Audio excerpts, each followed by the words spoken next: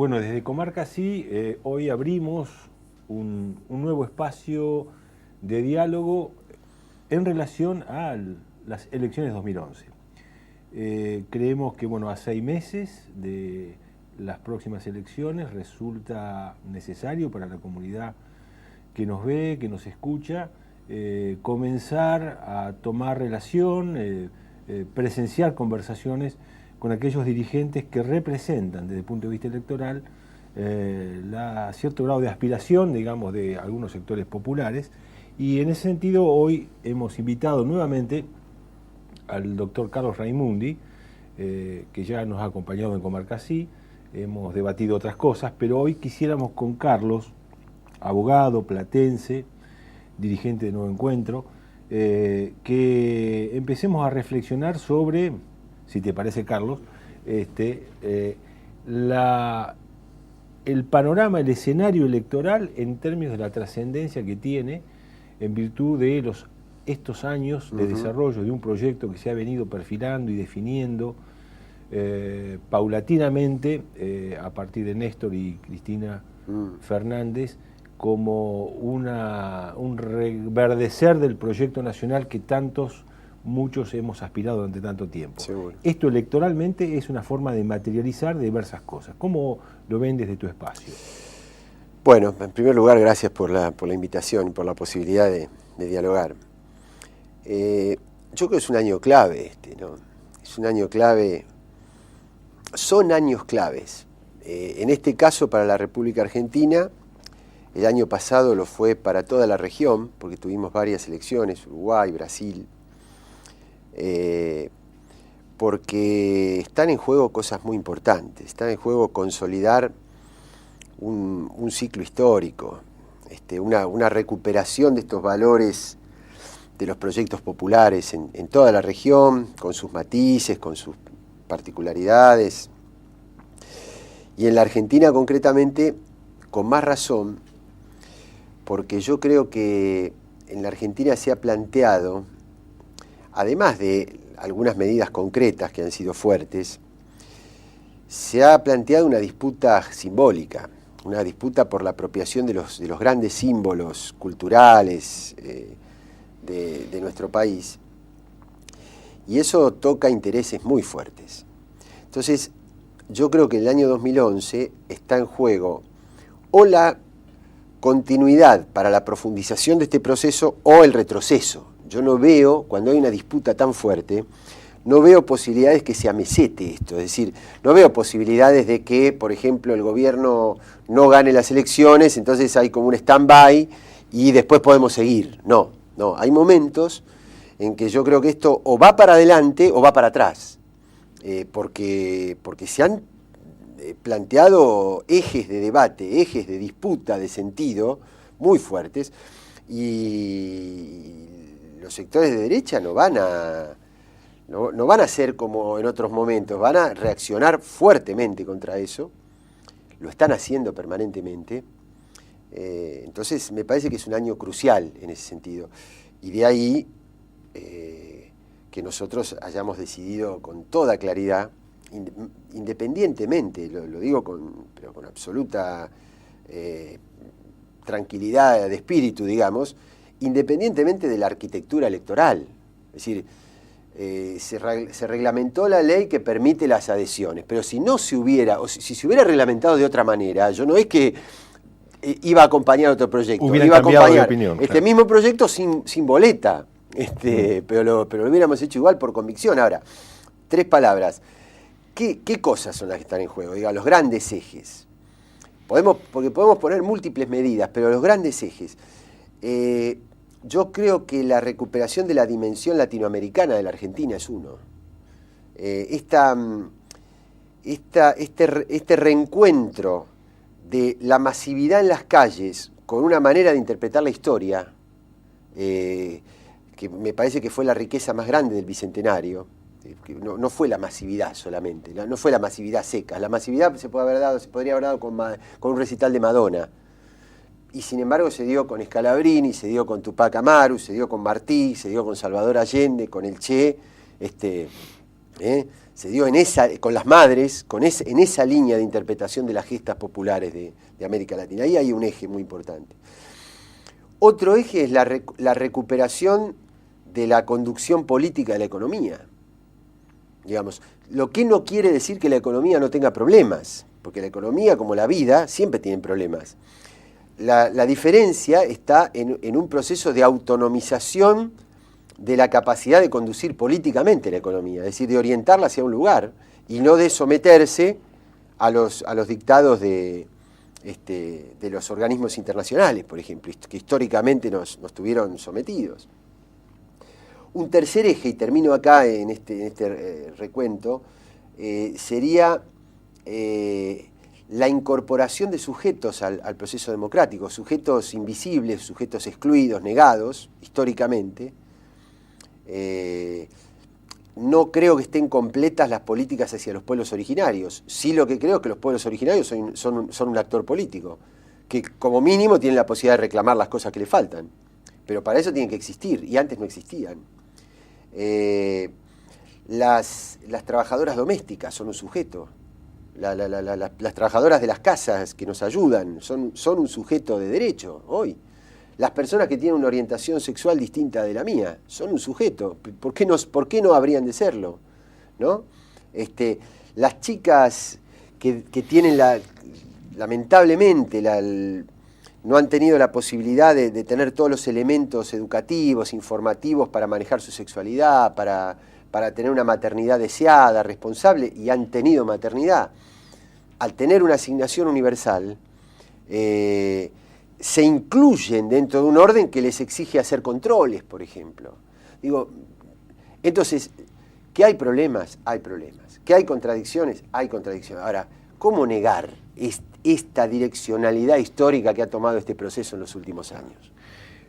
Decíamos que hoy es una realidad de que ya las listas de adhesión, digamos, son posibles, van a ser utilizadas, y en este caso el espacio político en el cual vos militás va a hacer uso de eso.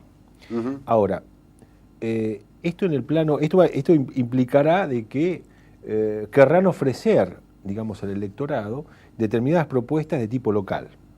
Justamente Sabatella es alguien que puede mostrar mucho de desarrollo en un espacio local. ¿Cómo diferenciar desde el punto de vista de entender lo local solamente como un hecho de gestión, que fue, es decir, que recoger la basura es un problema de gestión nada más, y la importancia que tiene esta representación local absolutamente relacionada con el proyecto nacional que representa Cristina Fernández? Bueno, yo estoy tentado inicialmente a lo primero que me surgió mientras te escuchaba. Y dicho desde el mayor de los respetos, ustedes van a ver que yo no soy una persona que cree que hay que ir por el lado del agravio, para nada. Lo quiero explicar después, pero pues es que a mí me parece que hay cosas que se explican solas. A ver, ¿a qué me refiero? Baldomero Álvarez, por ejemplo, fue intendente de Avellaneda. Y hoy tiene aspiraciones, es una persona que tiene anclaje social y popular en su distrito. Y Sabatella también lo tiene en Morón. Ahora, son dos semblantes completamente distintos, expresan cosas distintas. Como mínimo, te diría, expresan dos maneras de adherir a este proyecto nacional diferentes. Ahora, la verdad, creo que se expresan solas. Creo que las diferencias... No hay que explicar mucho. No, claro, se puede explicar. Pero bueno, si no las explicaras, igual se notaría.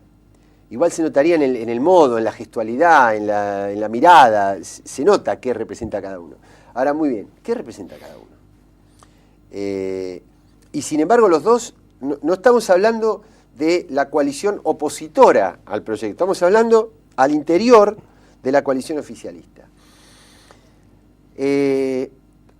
Yo creo que hay estas batallas que planteábamos recién, batallas muy fuertes, batallas contra los jefes, batalla contra Violcati, por ejemplo, batalla contra Bergoglio, batalla contra Mañeto, no son batallas contra un chichipío, ¿no?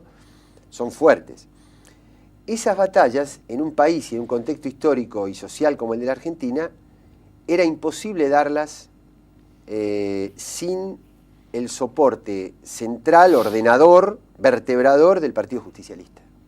Imposible. Yo no vengo de esa raíz, no quiero pertenecer a esa raíz, lo entiendo cada vez dialogo más con eso, cada vez tengo una cercanía más fuerte y una comprensión más fuerte de ese fenómeno, pero no soy eso.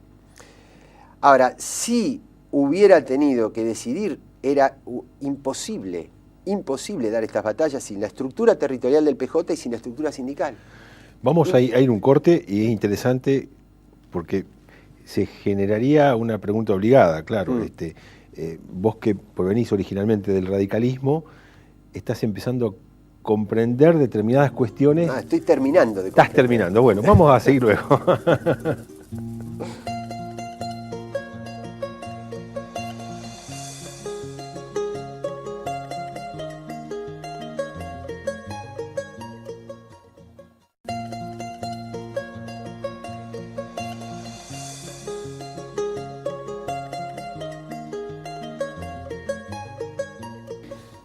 Bueno, siguiendo desde Comarca Sí, con las elecciones del 2011, y de cara a las elecciones hemos invitado a Carlos Raimundi, que nos ha acompañado otras veces en sus muy interesantes diálogos.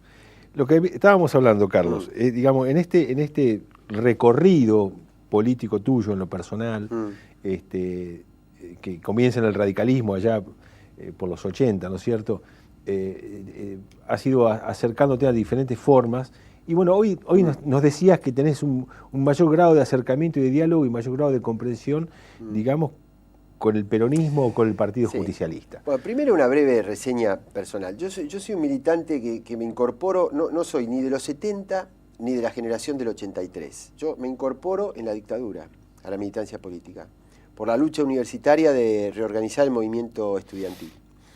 Y ahí, no voy a hacer historia personal, pero sí tuve que decidir entre una de las dos juventudes mayoritarias.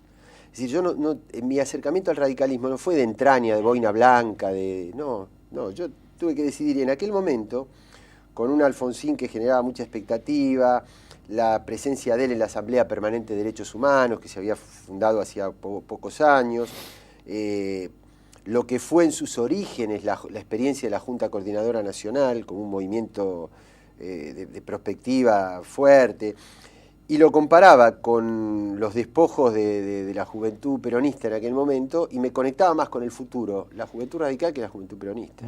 Pero ese fue toda nada más y nada menos, digamos, que una decisión, pero por eso no es que yo me sentí radical, al contrario, era un bicho raro ahí adentro. No eras un krausista de alma, no, digamos. Pero además estoy diciendo la verdad, porque miles de jóvenes que me escucharon en Mina Clavero, donde había miles de jóvenes movilizados, yo presidía la Juventud Radical y yo dije compañeros en lugar de correligionarios, y la mitad, por quedarme corto, me chiflaban. Y estoy hablando del momento de apogeo de mi militancia en el Partido Radical. Así que de ahí en adelante, desde hace 17 años que me fui del Partido Radical porque creía y sigo creyendo en la necesidad de generar una fuerza política progresista en la Argentina y estable, consolidada, de mayorías. Ahora, uno de los grandes errores de la izquierda tradicional, de la izquierda ideológica en la Argentina, fue tener ideas de avanzada sin sujeto social, sin anclaje. Esta discusión no la invento yo, este era el papel que en algún momento soñó jugar John William Cook, digamos, que era conectar una cosa con la otra. Bueno, esa tarea está inconclusa en la Argentina. Y el kirchnerismo es un hecho histórico que muy importante en ese sentido. Porque ustedes fíjense que, a diferencia, por ejemplo, de Brasil, donde el partido del PT presiona desde el lado más progresista al gobierno. Lo hizo con el gobierno de Lula y ahora seguramente lo va a seguir haciendo con Dilma Rousseff. El Frente Amplio, como estructura política, está a la izquierda de Tabaré y está a la izquierda de Mujica. En la Argentina no es así. En la Argentina la iniciativa de este último proceso la genera la coalición de gobierno, no el Partido Justicialista. El Partido Justicialista apoya eso, por lo menos en una parte, apoya eso. Pero yo nunca me voy a olvidar de una cosa que me comentó Agustín Rossi, cuando Néstor vota, después de la votación, los aplausos en el Parlamento, la ley de matrimonio igualitario, dijo, ¿vos te hubieras imaginado que alguna vez el PJ hubiera apoyado esto? Pero eso no fue una iniciativa del PJ, eso fue una iniciativa del gobierno kirchnerista. Entonces me parece que hay algunos datos históricos que hacen de esta etapa no una etapa de continuidad de la historia del PJ, sino de tomar al PJ como un soporte central de esto, pero de orientarlo en un sentido distinto. Y ese es el espacio que nosotros, el espacio en el que nosotros estamos. A mí no me cuesta nada, no me cuesta en qué sentido, que me siento cómodo explicando por qué entiendo que haya sectores que apoyan esto desde un formato territorial que yo no coincido, pero que entiendo que ellos lo apoyen, pero que también reclamo que entendamos que nosotros hablamos en nombre de un sistema de ideas que compartimos toda la vida y que hoy está expresando este gobierno. Volvamos a la materialidad de la cuestión electoral. Elecciones 2011. Ustedes, obviamente, que el espacio de las listas de adhesión lo van a usar electoralmente. Y creo que, bueno, más allá que es absolutamente, digamos, creíble tus argumentos en el sentido que si eso no se hubiera dado, igualmente hubieran estado en esta senda ustedes.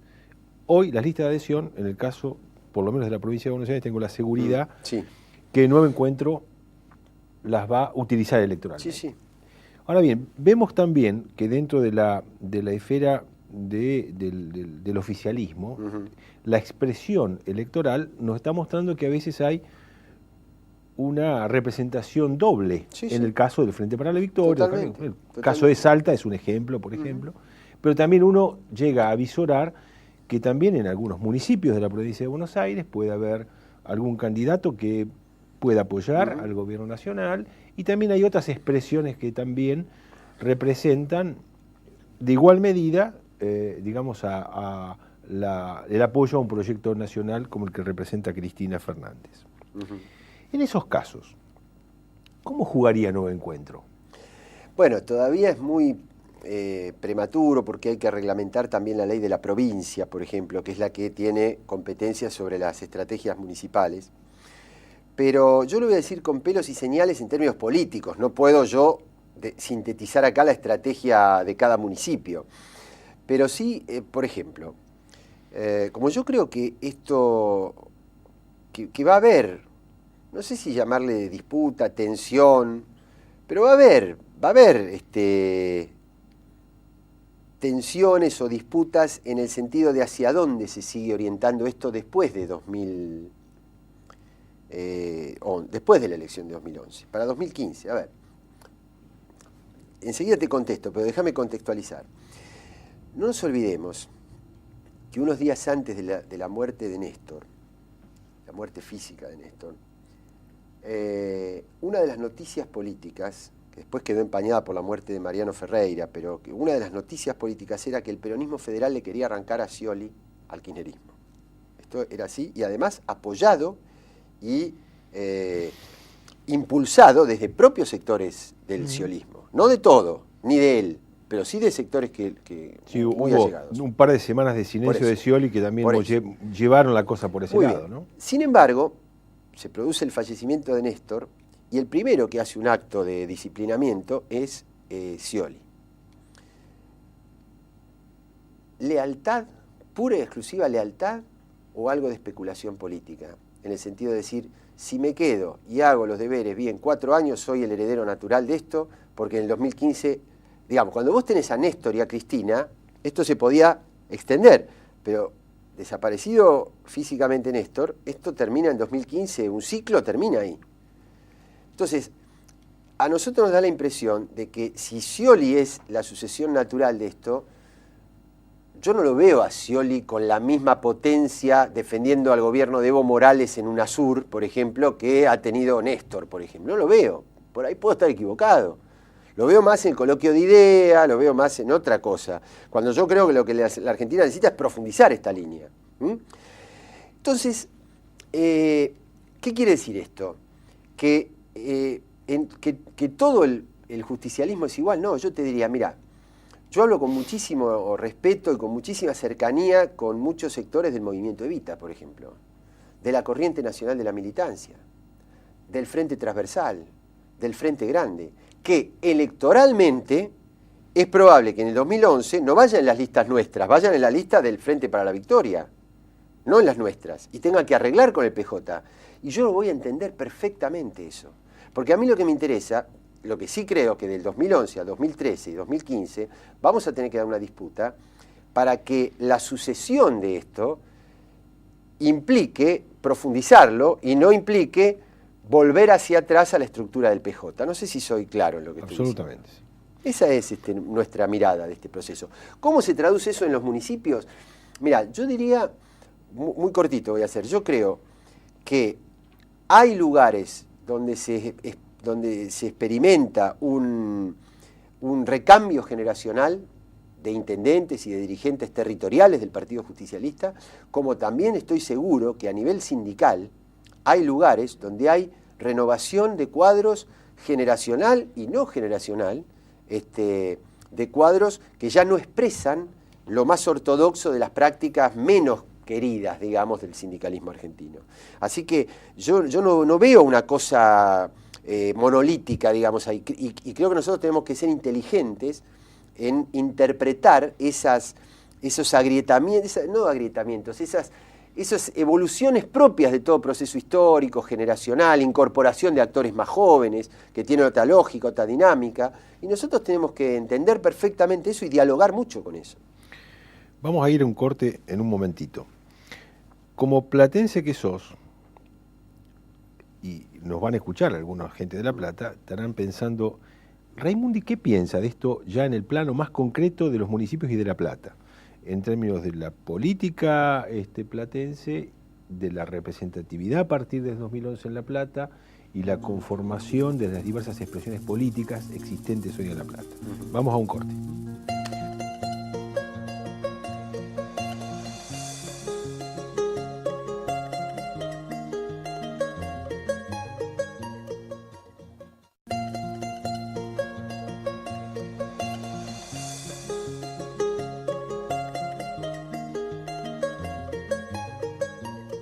Bueno, siguiendo con elecciones 2011 en Comarca Sí y con Carlos Raimundi, quedaba una pregunta que lo llevábamos a Carlos, en el sentido que como platense, y pensando en las elecciones 2011, ¿cómo ve el panorama en el punto de vista electoral en La Plata? ¿Cómo se ve él? ¿Cómo ve el espacio Nuevo Encuentro?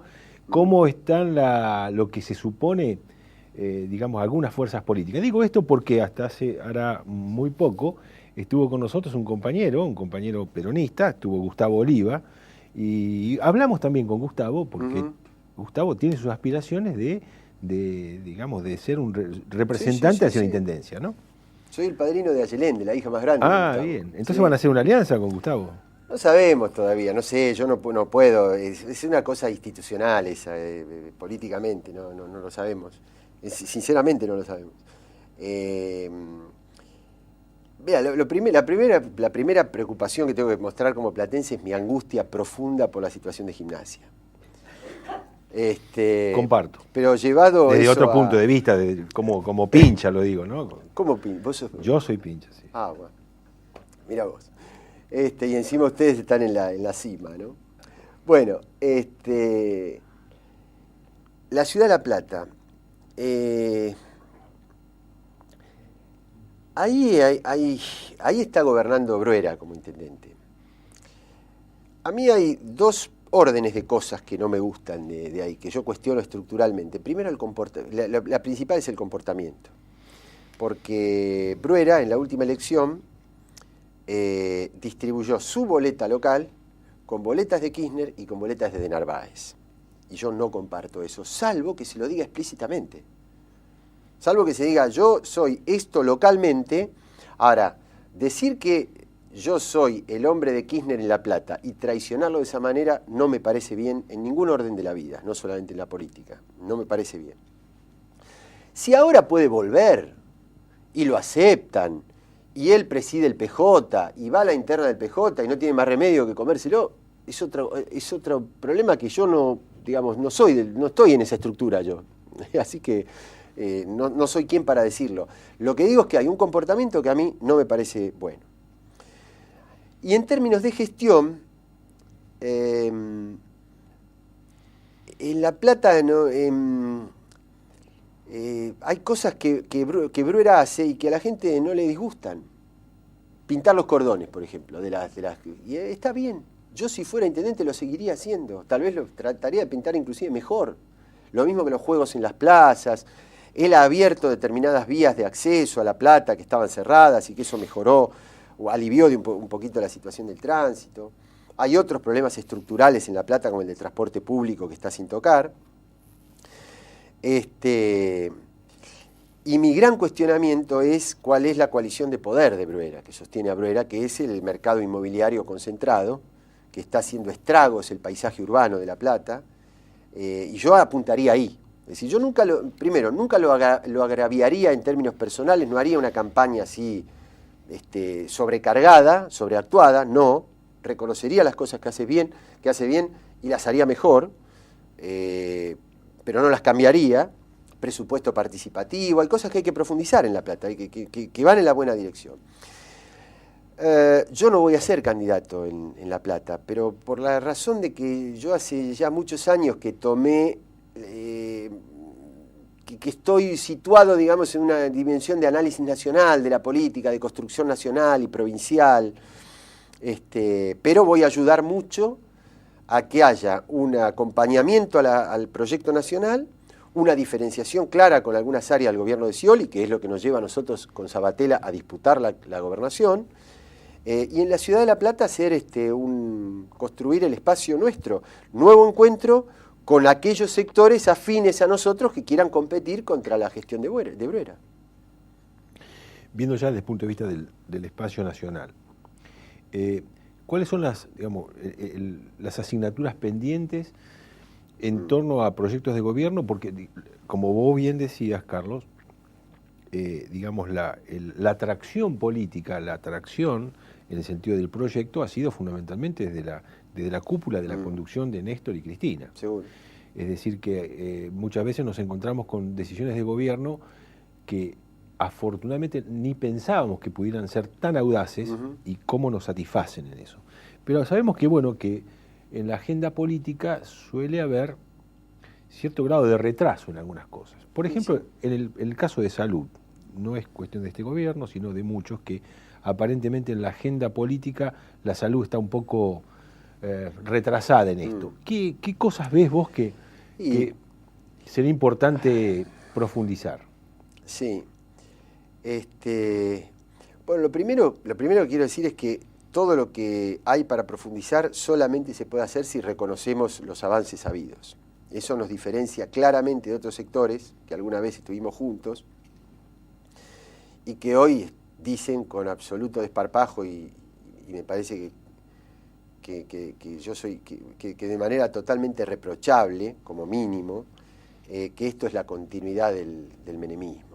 A mí me parece que eso casi no tiene... Sí, o los que hablan de la baja calidad del voto en las provincias pobres. Tremendo. Yo creo que... Bueno, vos te referís a Pino, a las declaraciones que hizo. Yo creo que lamentablemente vamos camino a tener una especie de Vargas Llosa nuestro, argentino, digamos. Una cosa lamentable. Pero bueno, pero lo digo en tres palabras, tres ejemplos. UNASUR no es la continuidad de las relaciones carnales, es un corte. La recuperación de los fondos previsionales no es la continuidad de su privatización, es un corte. Y las penas a perpetua de los genocidas no es una continuación del indulto. La verdad, es un corte histórico. Entonces, decir que esto es... Una cosa es decir que faltan cosas, que hay que hacer más, y otra cosa es decir que esto es la continuidad de aquello. Entonces digo, no tiene forma, no hay espacio para el análisis, porque me parece que es lo obvio. Ahora, por ejemplo, yo estoy muy de acuerdo con que este gobierno haya dado y siga dando una disputa por la apropiación de la renta de la soja. Lo que sí creo que en algún momento hay que crear condiciones para una interfase y que se diversifique el modelo productivo. Es decir, está bien porque muchas cosas que se han hecho como estímulo al mercado interno se han hecho con ese dinero. Ahora, me parece que ahí hay una asignatura pendiente, que es decir, la Argentina no puede depender de los precios internacionales de las commodities. No porque todo sea así, porque también tengo que reconocer que la presidenta acaba de convocar a los sectores industriales para generar el proyecto 2020, digamos, cómo queremos que esté industrialmente la Argentina de acá a 10 años. Entonces tengo que reconocer que hay una idea en ese sentido. Una segunda cosa que yo le regalaría a otros sectores es el tema de la recuperación de los ferrocarriles, por ejemplo. No le regalaría ni a Solanas ni a Ricardo Alfonsín, le regalaría, lo tomaría como bandera propia. ¿En qué sentido? No la restauración, porque la restauración sería de nuevo la ruta extractiva, digamos, saquemos por el puerto, ¿no? Claro, el modelo del ferrocarril británico. La Argentina está en una posición estratégica hoy de conectar la frontera del polo de desarrollo del sur de Brasil con el Pacífico y asumir su condición bioceánica con una estructura ferroviaria diferente. Entonces, y eso implicaría fábricas, empleos, integración territorial, enamoraría mucho a los jóvenes de nuevo. Entonces, ahora, uno podría decir, por eso, no me enamoro tanto de que los grandes proyectos sean construcción de autopistas y ser los primeros con récord de producción de automóviles. No digo que no esté bien porque crean empleo, todo eso. Creo que habría que pensar otra dimensión del desarrollo. Ahí hay una pregunta clave. ¿Lo permitiríamos ya, no, esto? Porque la verdad que el 85% del transporte de cargas y de personas se haga por autovía tiene que ver con el crecimiento exponencial que ha tenido todo lo que Moyano representa. Yo creo que ahí hay que ser pragmático en el sentido de ver cómo incorporamos a estos mismos actores, no como le sacamos una renta, sino cómo la trasladamos a un modelo de desarrollo distinto, que avance, digamos. Hay muchas cosas. En ese sentido, las políticas de desarrollo ferroautomotor en el mundo nunca descartan el transporte. Lo integran. Lo integran. Y muchas veces el desarrollo de una red férrea importante e inteligentemente diseñada lo que hace justamente es potencia también a las otras formas de transporte. Por supuesto. En realidad es una falsa oposición. No, yo no lo quise plantear como oposición. Sí, indudablemente. Si yo... A ver, voy a poner un ejemplo práctico. Primero, la siniestralidad que encierra.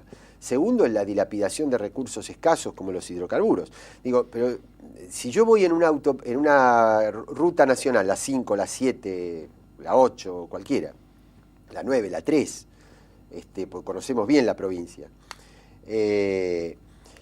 y si voy por ahí, voy a 110 kilómetros, velocidad crucero, y después tengo un camión y todo, y tengo que parar enseguida a 50, eso son horas hombre, estrés de hidrocarburos, es una cantidad de cosas que en las largas distancias conviene mucho más la cuestión ferroviaria, pero son debates que hay que dar, Y después otro debate que queda pendiente, esto lo planteo a título estrictamente personal, es un debate fuerte sobre la vigencia o no del sistema demoliberal de instituciones, o si hay que pensar también en esta cuestión de la democracia plebiscitaria latinoamericana como una forma propia de democracia, de avances populares y demás. Lo dejo como debate abierto, no cerrado. ¿Sabes por qué? Porque si no nos comemos, yo sé lo que no quiero, comerme cosas dadas como que en la mesa del poder, la Iglesia tiene autoridades que hace 50 años que están, la rural hace 50 años, la Cámara de Automotores hace 50, y lo único que rota cada 2 años es la política, porque eso debilita a la política y su capacidad de interpelar al poder. Entonces digo, este tema hay que ponerlo en la agenda, en algún momento, no digo que sea tema de campaña, digo que si se consolida esto en el 2011, hay temas pendientes para abrir discusiones de ahí en adelante. Carlos, bueno, vamos finalizando. Muy interesante. Has dejado abierta una serie de líneas de análisis político, más allá que te fuimos llevando a la materialidad de lo electoral, que necesariamente hay que a lo político, a lo cultural. Yo creo que la batalla es cultural, después es política y después se arma la ingeniería electoral para esos objetivos políticos. Bueno, en estos próximos 6 meses que quedan, seguramente nuevamente te vamos a invitar para ver cómo se va desarrollando esta cuestión. Esa materialidad. Porque todavía en realidad hay pocas definiciones con respecto, en general, con respecto a quiénes van a ser los representantes populares que van a competir en las elecciones de octubre del 2011. Gracias, Carlos, y nos vemos.